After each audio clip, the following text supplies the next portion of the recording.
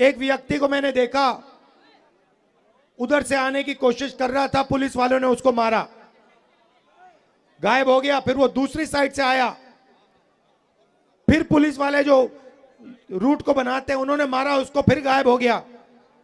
तीसरी बार मैंने उसको यहां देखा, पुलिस वालों को धकेल के अकेला 10-15 पुलिस वालों को धकेल के मेरे सामने खड़ा हो गया पिछली यात्रा में, और कहता है सुनो, मेरे सामने आके खड़ा हो जाता है, ऐसे कहता है, मैं जानता हूं तुम क्या कर रहे हो, मैं जानता हूं तुम क्या कर रहे हो।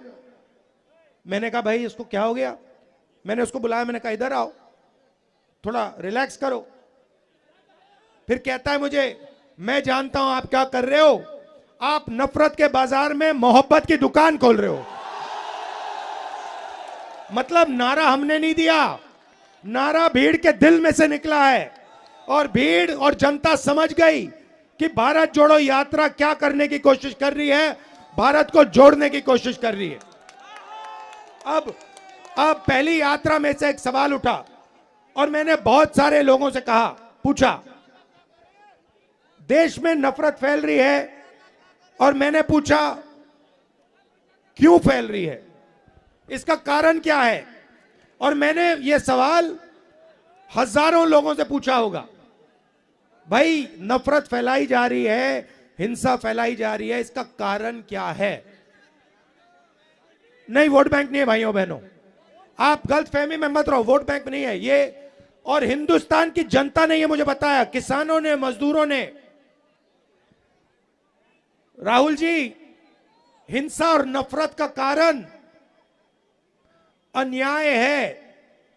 हिंदुस्तान के सब गरीब लोगों के साथ 24 घंटा इस देश में अन्याय होता है। किसान के खिलाफ अन्याय होता है, छोटे दुकानदार के खिलाफ अन्याय होता है, युवाओं के खिलाफ अन्याय होता है, सड़कों पे माताओं बहनों के खिलाफ अन्याय होता है। हिंसा का कारण, नफरत का कारण अन्याय है।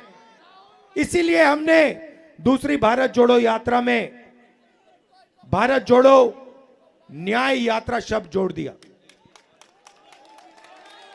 क्योंकि अब ये दूसरी यात्रा भारत को जोड़ने का काम कर रही है, मगर ये दूसरी यात्रा अन्याय के खिलाफ लड़ रही है और न्याय को जनता के सामने लाने की कोशिश कर रही है।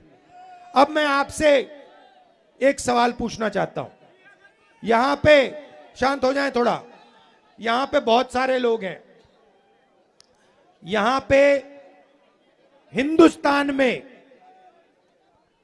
पिछड़े लोगों की कितनी आबादी है?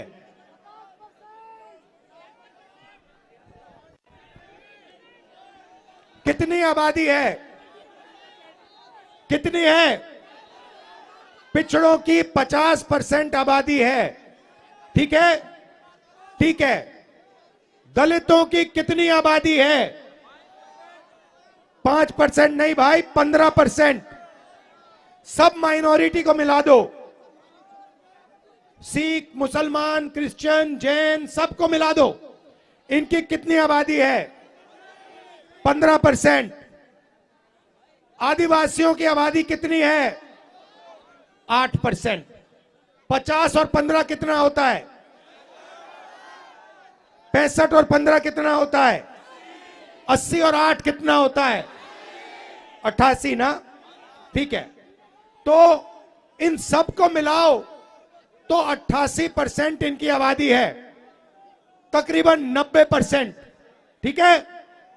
अब मैं आपसे पूछना चाहता हूं, हिंदुस्तान के सबसे 200 बड़ी कंपनियों की मालिकों की लिस्ट निकालो, ठीक है।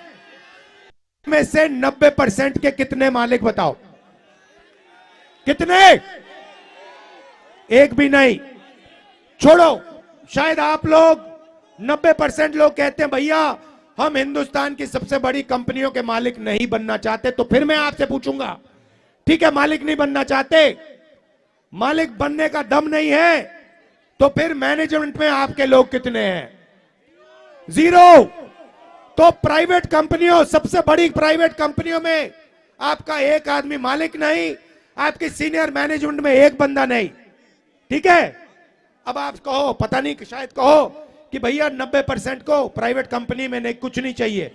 ठीक है, फिर मैं आपसे पूछता हूं, ये मीडिया वाले जो घूम रहे हैं, मीडिया वाली कंपनी जो है, सबसे बड़ी कंपनियां हैं, इनमें से 90% के मालिक कितने?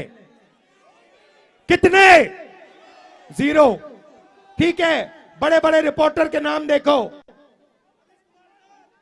ये सब के नाम लिस्ट निकालो, इसमें से 90% के कितने? कितने? 0। ठीक है, आप कहोगे भैया हमें हिंदुस्तान की सबसे बड़ी कंपनियों में भागीदारी नहीं चाहिए, हमें मीडिया में भी भागीदारी नहीं चाहिए। मैं कहता हूं गलत है, मगर शायद आप लोगों के दिल में यही है। तो फिर मैं आपसे पूछूंगा भैया प्राइवेट अस्पतालों की लिस्ट निकालो, डॉक्टरों की लिस्ट निकालो, इसमें आपके कितने लोग? कितने लोग? 0। फिर मैं कहूंगा भैया पता नहीं क्या हो गया, 90% ना प्राइवेट अस्पताल चलाना चाहता है, ना कंपनियों में भागीदारी चाहता है, ना मीडिया में चाहता है। फिर मैं कहूंगा ठीक है भैया, चलो